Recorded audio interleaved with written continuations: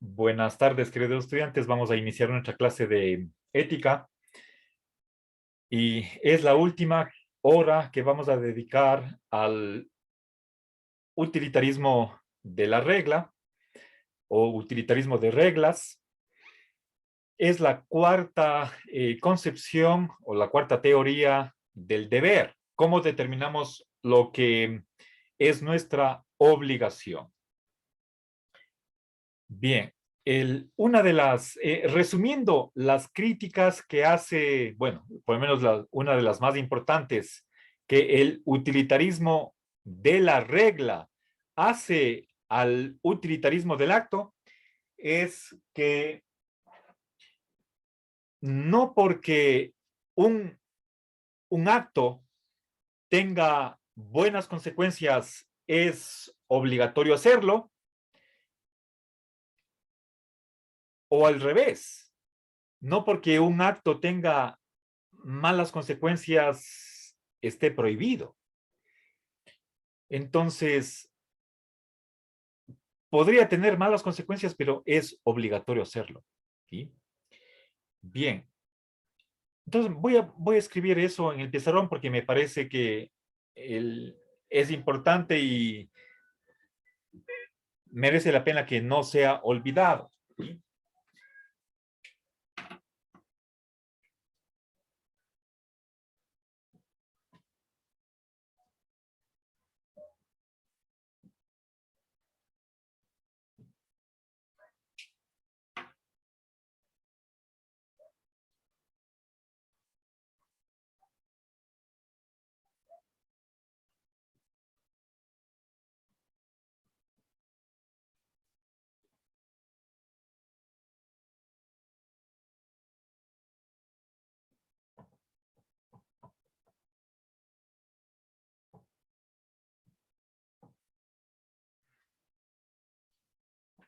Bien.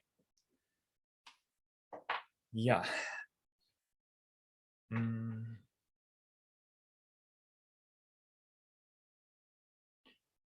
Bien, entonces, según el utilitarismo de la regla,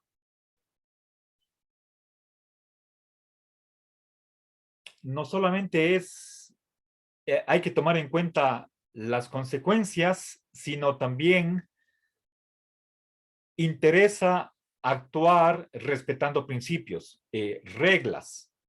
¿Cuáles reglas? ¿Cuáles normas? Aquellas que tengan las mejores consecuencias. ¿Sí? Entonces, si quisiera de alguna manera representar o expresar lo que sucintamente es la posición del utilitarismo de la regla, podría ser lo siguiente.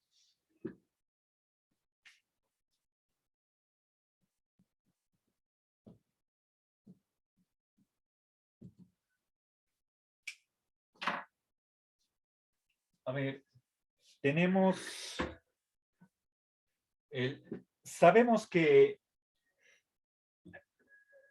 una cosa es un acto, otra cosa es una regla.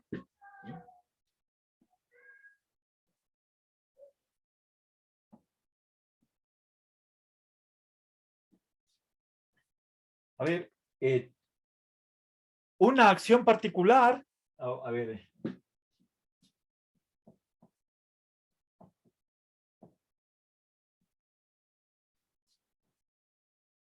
tiene sus consecuencias y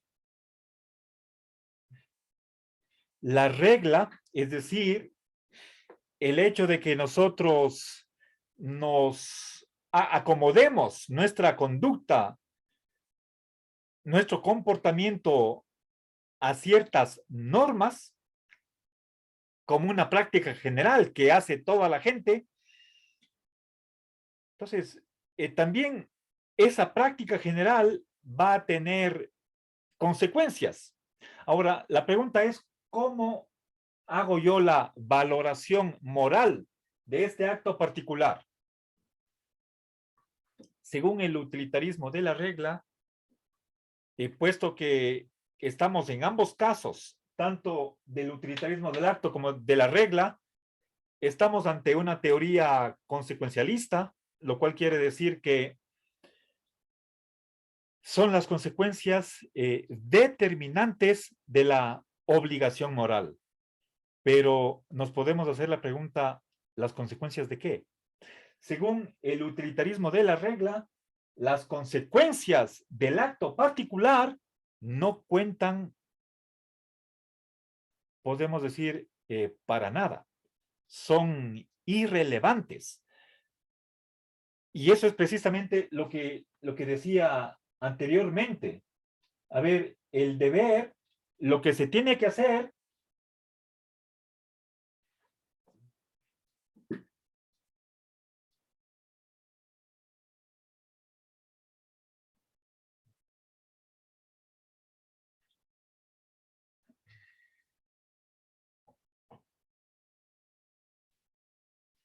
bien, lo que les mencionaba al inicio de la clase, como crítica en contra del utilitarismo del acto, es que lo obligatorio no está dependiendo de que la acción que se está evaluando desde el punto de vista moral tenga buenas consecuencias, perdón, óptimas consecuencias, lo cual nos da dos posibilidades de apartarnos. Y aquí estoy diciendo hay una diferencia, no es lo mismo. Puede ser que un acto tenga óptimas consecuencias y sin embargo no sea obligatorio hacerlo. O al revés, ¿sí? Un acto puede tener pésimas consecuencias y sin embargo no esté prohibido, es decir, sea obligatorio hacerlo, a pesar de las consecuencias de ese acto. ¿Sí? Entonces, ¿qué alternativa? ¿Cuáles son las opciones que le queda a un utilitarista de la regla? ¿Sí?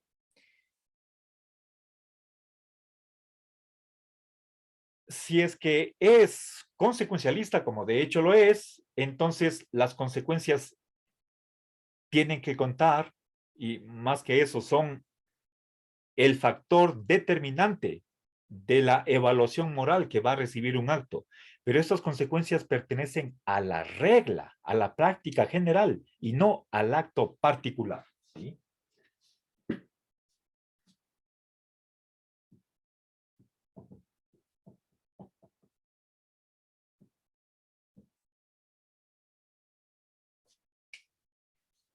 Bien, entonces, veamos.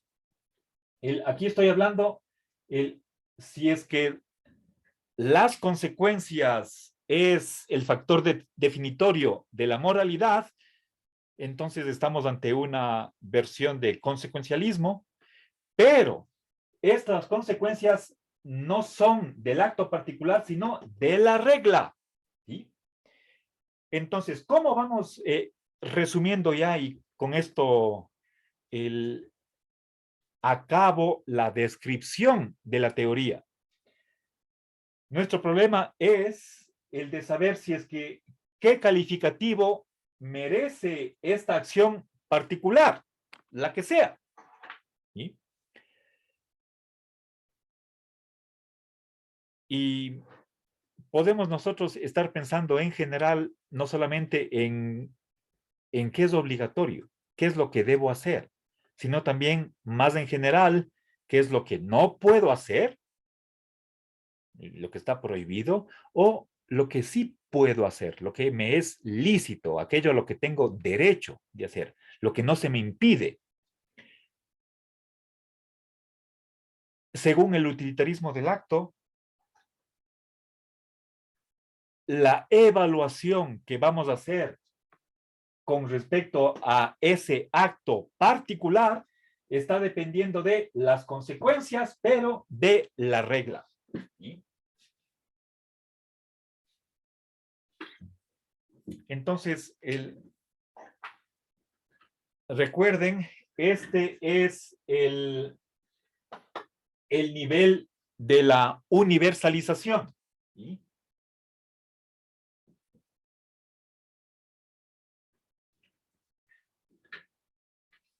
A ver, por ejemplo,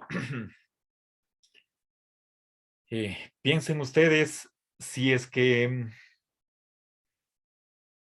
remontémonos al Renacimiento y si es que alguien piensa que otra persona le disgusta, entonces simplemente cree que es lícito matarle. Ahora, preguntémonos si es que ese principio que diga elimina a todos que te caen mal. Si es que esa regla, esa norma fuera buena, sería de seguir, depende de si es que podemos generalizarla. Si es que yo puedo matar a cualquiera que yo creo que no, que está perjudicando mi vida, entonces también los otros pueden hacer lo mismo conmigo. ¿Sí? Estoy pensando o razonando al modo de Kant, no porque Kant sea egoísta, sino porque puede ser que me pase a mí lo que yo estoy pensando hacer para los otros. ¿Sí? Pero estoy pensando simplemente en esto de acá, universalicemos. Puede ser bonito que en vez de hacer una cola de 100 personas, yo me ponga a la cabeza de la cola y me atiendan a mí primero. Pero, ¿qué pasa si otro hace lo mismo? ¿Qué actitud tomaría yo? ¿Sí? Entonces, detrás de eso hay más bien una preocupación por la, el, podríamos pensar en la universalización o podríamos pensar en simplemente la equidad, la igualdad. Si yo puedo hacer, entonces también los demás pueden hacer. Si el otro no puede hacer, tampoco yo puedo hacer. Pensemos siempre en qué pasaría si a todos nos estuviera permitido. No solamente pensemos desde el punto de vista individual. ¿Sí? Entonces, preguntémonos si es que estamos en ese proceso de reflexión ante un dilema ético y me pregunto, ¿es lícito que yo haga esto? El utilitarismo de la regla nos respondería, pensemos en general o, o universalmente más bien. ¿Sería lícito que los demás hagan eso? ¿O sería obligatorio que todos hicieran tal cosa? Entonces, el pensar no tanto en las consecuencias particulares de un acto singular, específico, concreto, sino en qué pasaría si es que todos actuaran de la misma manera, sería diferente. Entonces, según la universalización, actuemos de esa manera. Ese es el pensamiento, el espíritu que está detrás del utilitarismo de la regla. ¿Sí? Ustedes tienen varios ejemplos. Uno de ellos que, a ver, pero está eh, yo no he puesto, y discúlpenme, creo que habría sido útil añadir los ejercicios propuestos que están en el texto. Y yo he suprimido eso pensando en que en caso de que iban a imprimir el texto, solo impriman lo que iba a ser de lectura obligatoria. Y por eso dejé de lado los ejercicios de reflexión que están propuestos en el libro. Obviamente no hay solución como si fuera un texto de lógica que al final tenemos las respuestas, sino que sirve para iniciar un debate. ¿Sí? Por ejemplo, el, pensemos en si, en qué razones puede haber para que uno se convierta en vegetariano. Una de ellas, no la única, es que hay métodos inhumanos para matar a los animales. O incluso que la vida a la que se somete a los animales que están en criaderos, en granjas enormes de producción, no es de la mejor. Entonces, para cambiar ese tratamiento que se da a nuestros hermanos inferiores, uno puede decir, bueno, de ahora en adelante no voy a comer carne.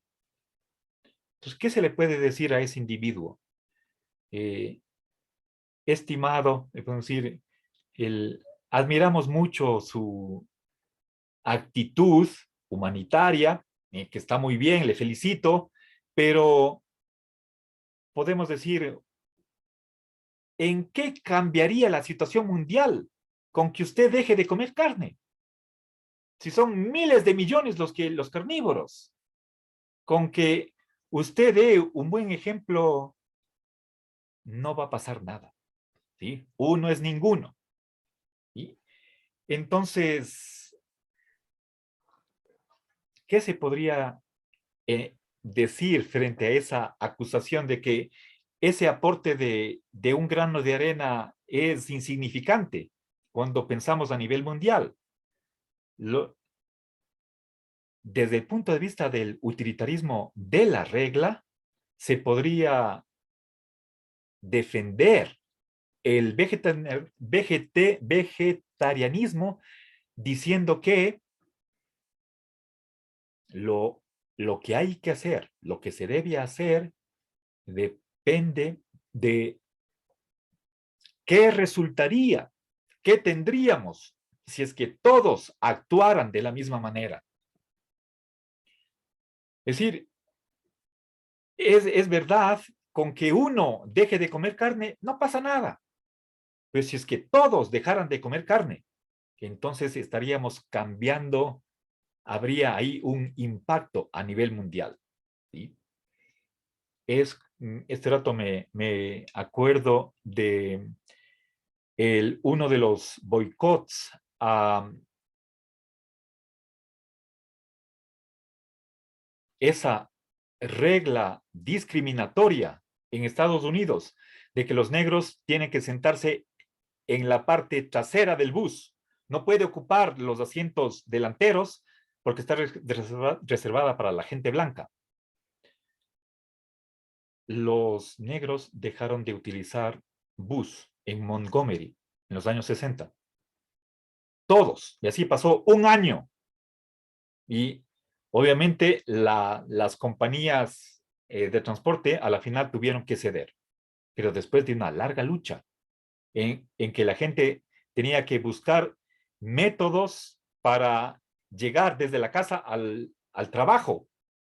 Quien tenía carro podía llevar a otros que viven en la zona o movilizarse a pie o de otra manera. ¿Sí? Entonces, bueno, hay una larga discusión y ustedes habrán tenido la oportunidad de familiarizarse con ella con la lectura que hicieron del texto de estudio.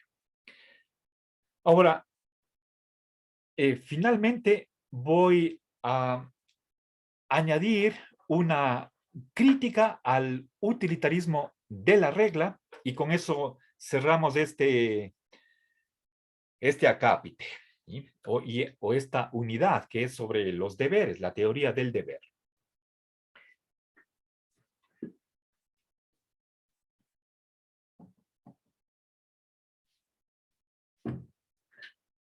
Bien, ahora veamos por última vez el contraste entre utilitarismo del acto y de la regla con respecto a qué actitud se toma ante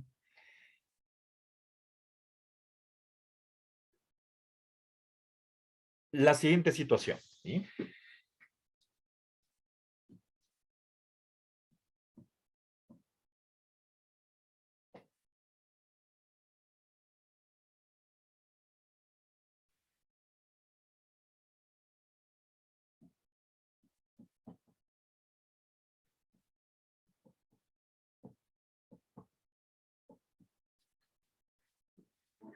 Bien. Pensemos ante esta situación, que puede ser imaginaria o real. Recuerden, en filosofía hacemos mucho uso de ejemplos imaginarios, porque nos puede servir para tratar de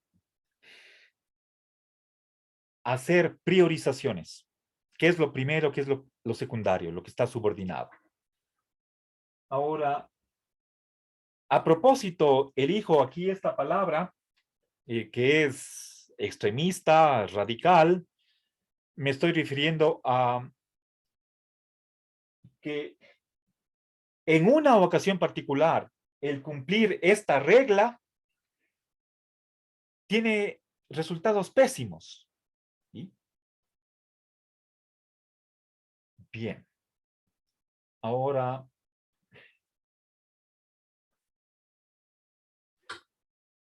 ¿qué hace el utilitarista del acto? Ante una situación de este tipo, lo obligatorio es no respetar la regla y se acabó el problema. Nos evitamos este desastre. ¿Sí? En cambio, es decir, decimos adiós a la regla y problema resuelto. Eso es utilitarismo del acto. El utilitarista de la regla no piensa igual. ¿Sí? Si es que esta regla, por lo general, es la que tiene mejores consecuencias, ¿sí?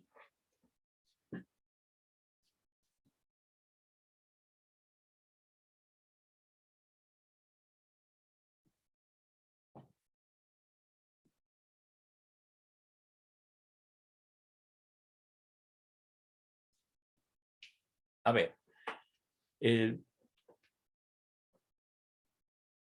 voy a hacer aquí una aclaración que no la he hecho hasta este momento.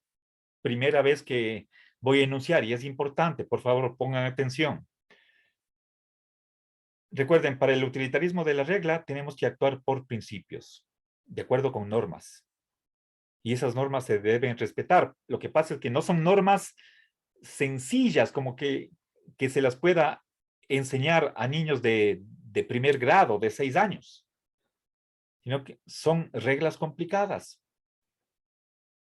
Y a veces, si es que habláramos de reglas jurídicas, entonces se necesitaría especialistas para que conocer exactamente qué dice la ley con respecto a tal situación particular.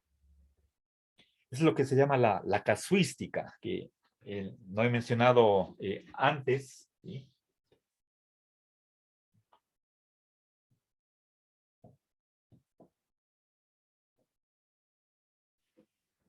Bien. Era lo que uno de los ejercicios que estábamos haciendo ayer, con respecto al ejemplo de no matar. Un utilitarista de la regla no va a poner ahí punto final, sino que va a incluir salvedades. ¿Sí?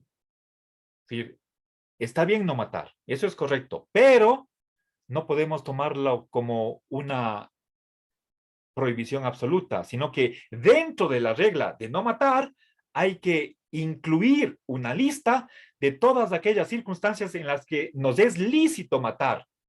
Y mencionamos esa lista, pero esa lista tiene que estar completa. Ya me voy a referir inmediatamente a eso.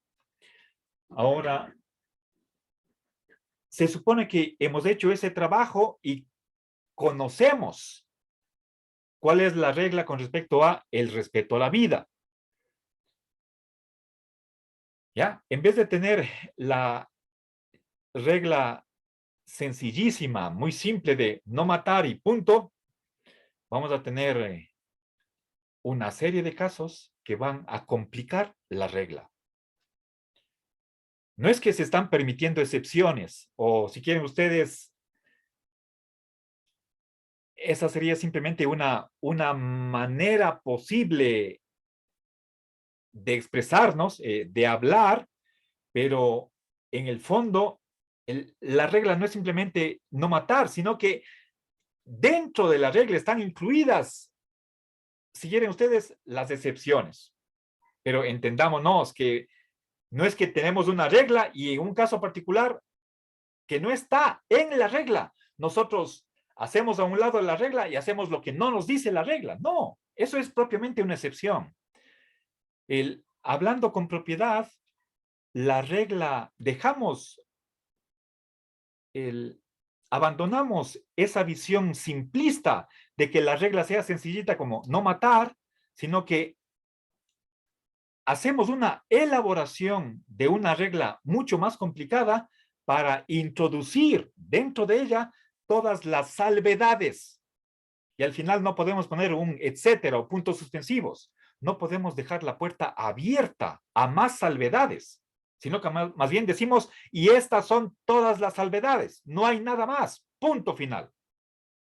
Cerramos la lista y respetamos esa regla, pase lo que pase. ¿Sí? Entonces, estamos acá. Puede ser que nosotros sabemos cuál es la mejor regla para un tipo de acción, como es, por ejemplo, la cuestión de no matar. Pero, ¿sí?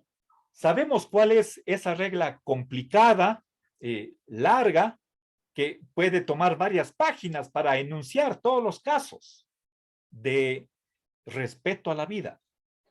Sabemos que esa regla hay que respetarse y en una ocasión particular tiene pésimas consecuencias.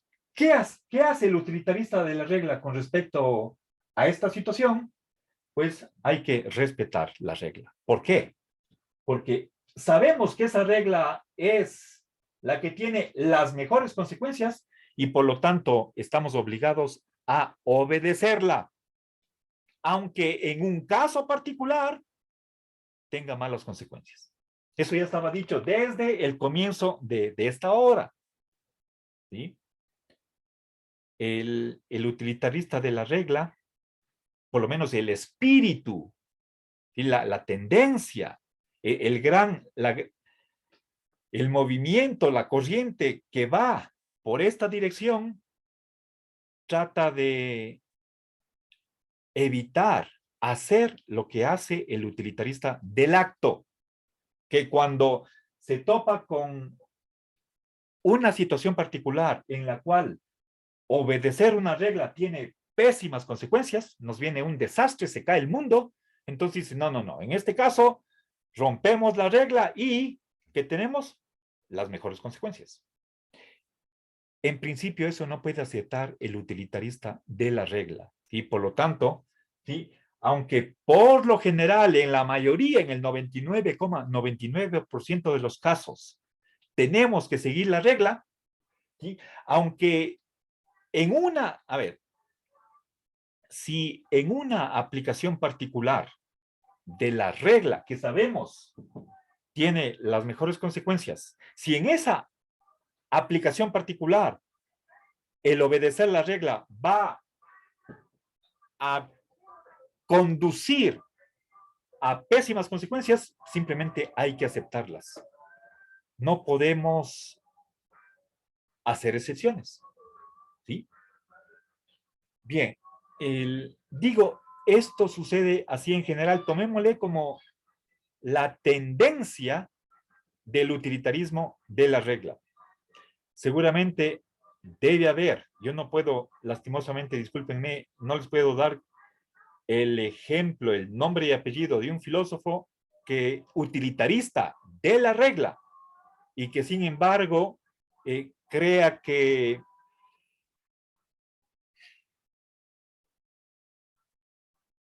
estamos ante una excepción legítima y tenemos que apartarnos de la regla.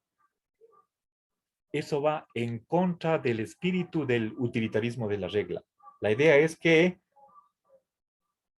manejemos las reglas, por más complicadas que sean, de tratar de seleccionar que esas reglas sean aquellas que tienen las mejores consecuencias, ¿sí?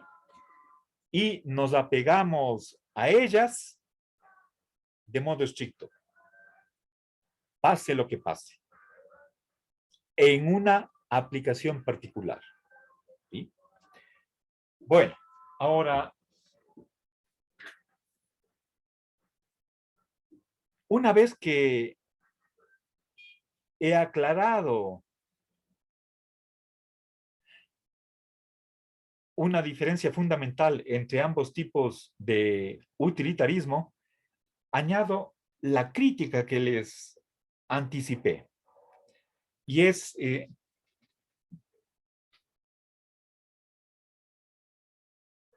tiene que ver con ese esfuerzo que hacen los utilitaristas del acto por especificar todas las circunstancias que van a ser consideradas como salvedades a la regla general, ¿sí? Por ejemplo, digo, en general, ¿sí? A ver, y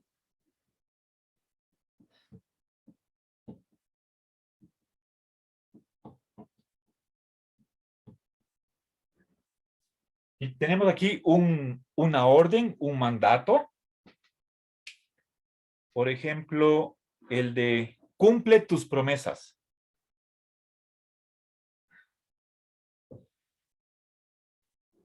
Bien, ahora seguramente vamos a encontrar situaciones en las que es moral o es ético no cumplir nuestra palabra, por más que hemos prometido solemnemente, por ejemplo. Y entonces empiezo aquí a enumerar las salvedades, ¿sí? Primer caso, cuando las promesas han sido hechas a la fuerza. ¿Sí? Si es que me ponen a mí una pistola en la frente y me dice, haz tal cosa, yo prometo cualquier cosa con tal de salvar mi vida. ¿Vale esa promesa que hice? No, pues no tiene validez. A ver, si quieren un ejemplo concreto, si no estoy mal, en el año 94, el presidente de ese entonces, León Febres Cordero, fue secuestrado en un ejército en Taura. Y uno de los líderes de esta especie de revuelta fue Fran Vargas Pasos. Al presidente le hicieron que prometa que una vez que va a ser liberado, su gobierno no iba a enjuiciar a los militares alzados, a los que participaron en este secuestro. El presidente prometió, pero le estaban apuntando a su cabeza con una pistola. Entonces, si no prometía, le mataban. Entonces, el presidente así, prometo, ustedes no serán enjuiciados. Le dejan en libertad al presidente y la asamblea o el congreso, como se haya llamado en ese tiempo, les sometió a un juicio militar y fueron a la cárcel. Y creo que con toda justicia, o sea, ¿quién se va a quejar de que no cumplió su palabra cuando no fue hecha con libertad, sino bajo amenaza de muerte? ¿Sí? Bueno, entonces, seguramente esta no es la única salvedad. Habrá una segunda, una tercera, ¿sí? Y vamos alargando la lista. Ahora, va a llegar un determinado número, ¿cuánto será? El 18, 23, 37, 129. De antemano no podemos saber, ¿sí? Pero va a haber un número finito que sea la última salvedad esta, de este mandato, y ahí sí ponemos un punto final, ¿sí? Voy a poner el número n para la última, bueno, ¿sí? Y ahí sí cierro la regla. Empiezo aquí, aquí pongo punto final y cierro la regla. Aquí termina la regla. Estas son salvedades, no son excepciones, son salvedades, ¿sí? Y nos apegamos a esta regla, pase lo que pase. Si es que, o sea, no podemos decir que, cierto, se nos olvidó tal caso. Qué pena, no pusimos en la regla. Entonces, el problema que tiene, uno de los problemas que tiene el utilitarismo de la regla es la de que no puede garantizar que dentro de las salvedades estén incluidas todas las que deberían estar. ¿Sí? Supongamos que alcanzamos a poner, me invento un número, 45 excepciones. Bueno, estoy exagerando, digamos 17. ¿Y por qué no 18?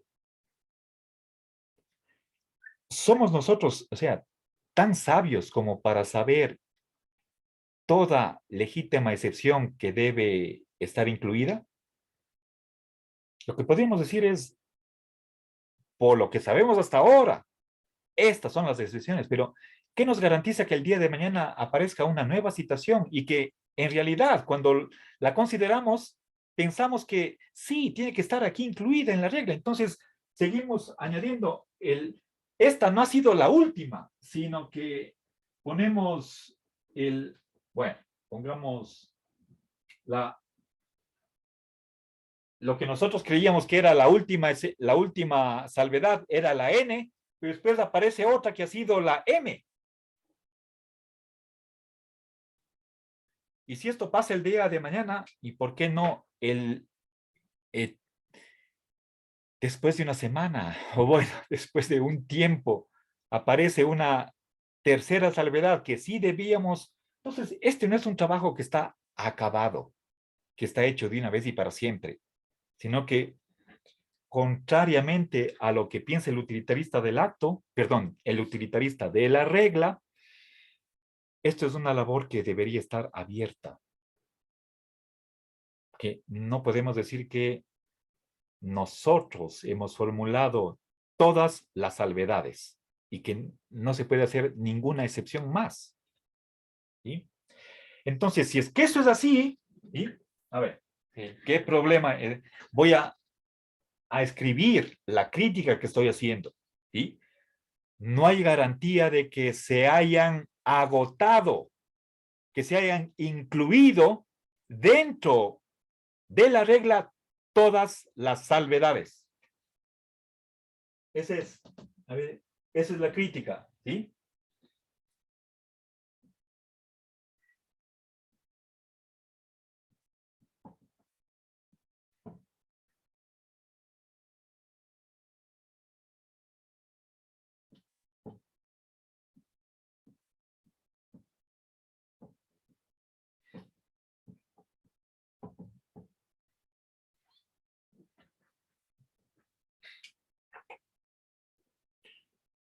Y esta palabra es importante.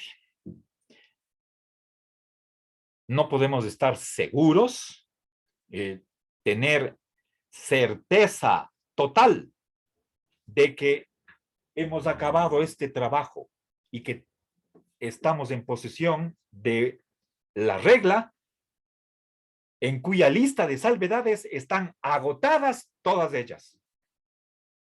¿Quién puede garantizar eso? Nadie. Entonces, si es que esto es así, ¿qué consecuencias sacamos? De que en realidad, si es que el